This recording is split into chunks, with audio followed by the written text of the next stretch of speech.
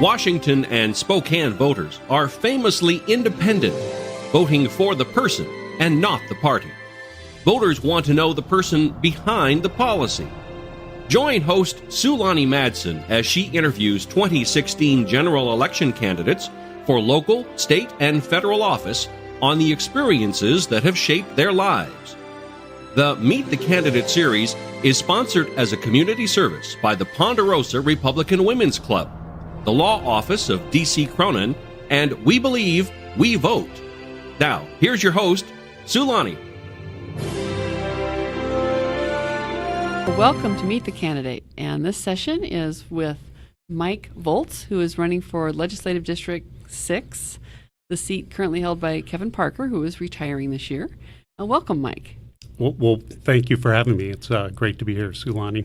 Glad you could be here. My first question is for you to describe the responsibilities of the office that you're running for. Well, as state legislator, part of the duties is you have to listen to the people, and you have to get the input from them on important issues and have them share their concerns with you. But at the end of the day, you have to be able to make a decision, too, because if we all agreed on everything, there wouldn't be elections. We would all just, policy would pass, and there would be no need for the legislature. But the fact of the matter is, we don't always agree. So you need somebody who listens to the people, certainly, but will also able to make a decision, sometimes very tough decisions in the state legislature. Okay. So in a nutshell, I think that's what a state legislator ought to be. Okay. Well, there are a lot of things that go into how a person makes decisions, and kind of starting with education and what you learned in your formal education, and then we can talk about informal education. Well, formal education, I have a double major from Eastern in accounting and finance. I'm a certified public accountant. I have a MBA from Gonzaga University and certified in lean management, amongst other training over the years. And my undergraduate degree was from Eastern Washington University. Okay. So I take it you're a local boy, because that sounds like you grew up here. Oh, yeah, absolutely. I'm 51 years old. My whole life's been in Eastern Washington, other than 3 years that I served in the United States Army as a military police officer.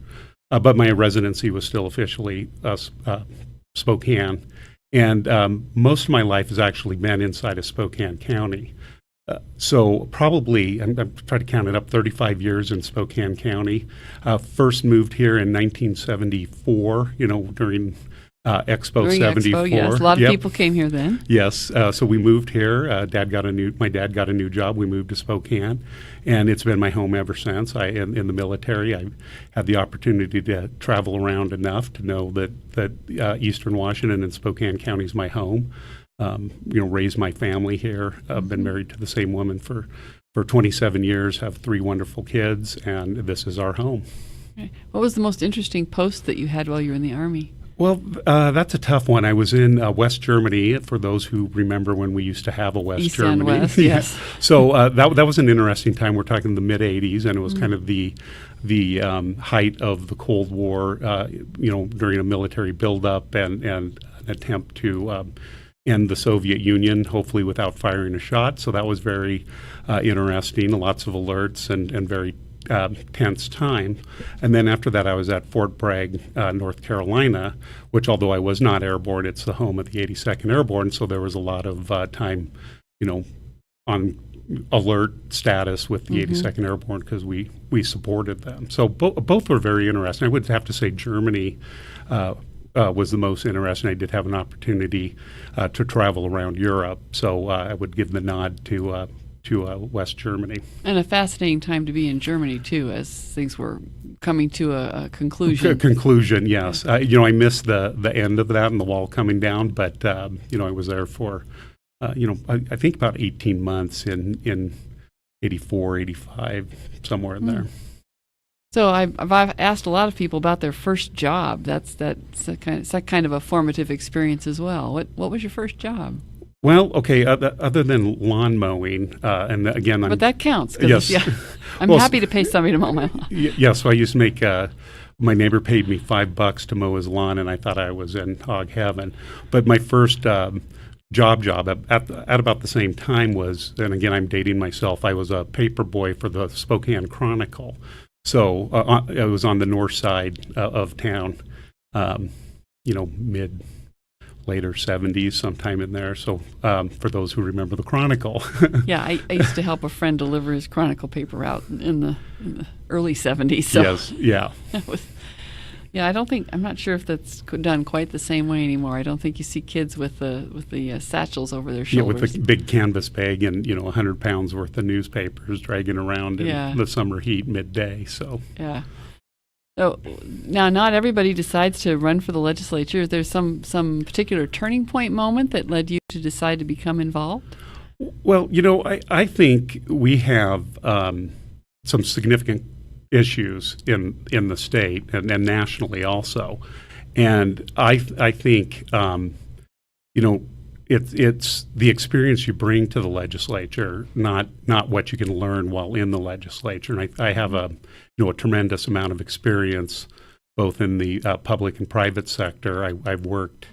I slung freight on a dock. At one point in my, I was a dock foreman. And I worked myself through college, both undergraduate and master's degree, and started out after college as a controller for a small music company.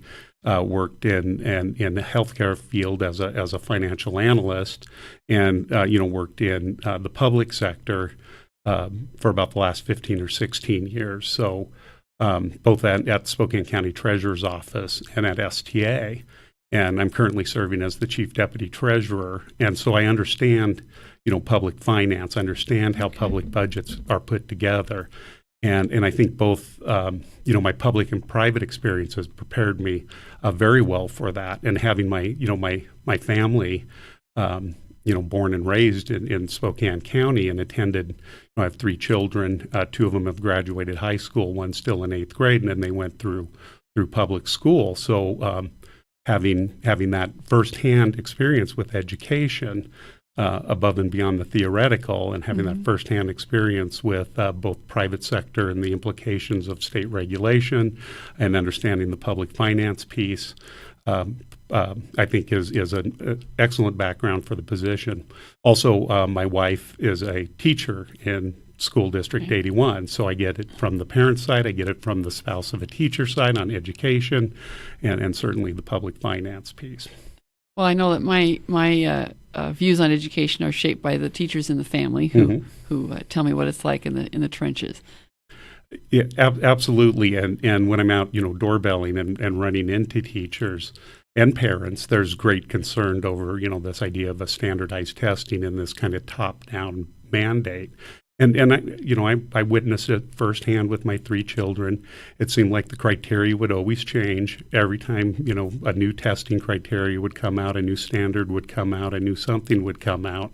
And, I think when we look at education, it's let's focus on the teacher and the student and go from there instead of, Olympia or Washington, D.C. deciding on what's best for the individual student under this kind of standardized approach. So I heard from another candidate an interesting idea about testing as the Army does, testing for what one's aptitude is, and then encouraging that aptitude, and as opposed to the way we usually do standardized testing, which is let's find out what somebody is weak at and focus on that, and kind of ignoring the aptitude. Right, absolutely. I took the screening test, and there were certain things that I was strong in, and certain things I was weak in. As long as that's not, a limiter. If maybe some of my standardized testing early on, I wasn't the best student in the world. I might have been pigeonholed in a certain direction.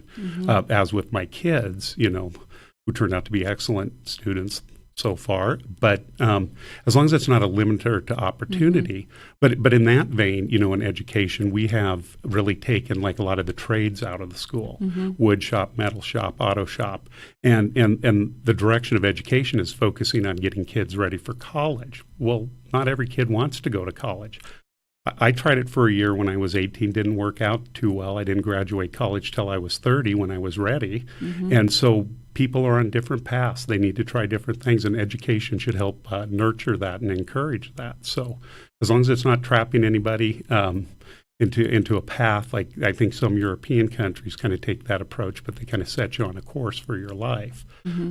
So I think that would be probably helpful rather than this one-size-fits-all standardized testing, everybody's getting ready for college approach. Well, we've come to the wrap up, and this is your opportunity to tell voters why they should vote for Mike Volz for 6th Legislative District Representative.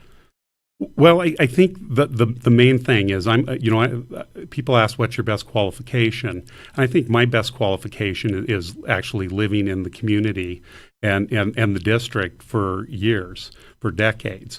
Like I said earlier, my family is here. My mom lives here still. My grandparents lived here till they passed away. So I'm third generation in Spokane County. So I think that's the number one thing. And the other part is the experience, having a strong financial background and management background and those sort of things, I think, helps prepare. This next session is going to be, by all accounts, rather tedious with budget, the McCleary decision, and other issues that are coming up. And so I think it's having a very strong background in both the public and private sector, all the academic credentials you probably want. I don't even want to count how many hours I spent studying for various tests, exams, et cetera, in my life. So I think those are the two things, and what's kind of amazing about being in the district so long, in the area so long, is when I'm out knocking on doors, running into families that I knew from middle school decades ago, or my wife taught their kids, or the kids are now the adults, and ask about. Was Diane Volz? Are you related to Diane Volz? So it's very interesting making those connections again with people that maybe you haven't talked to in years, and then having the kids go through Meade. There's a lot of Meade families. My two oldest were heavily involved in sports and activities, so meeting a lot of people that you might not have talked to in decades sometimes. So it's been very good. You're well rooted in the community, and I wish you the best of luck on your campaign and safe travels, and thank you for coming. All right. Well, thank you very much, Sue Lenny. Thank you.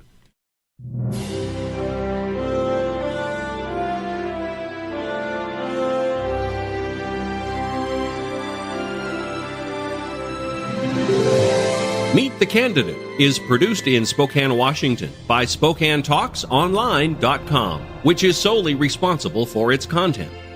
The Meet the Candidate series is sponsored as a community service by the Ponderosa Republican Women's Club, the Law Office of D.C. Cronin, and We Believe, We Vote.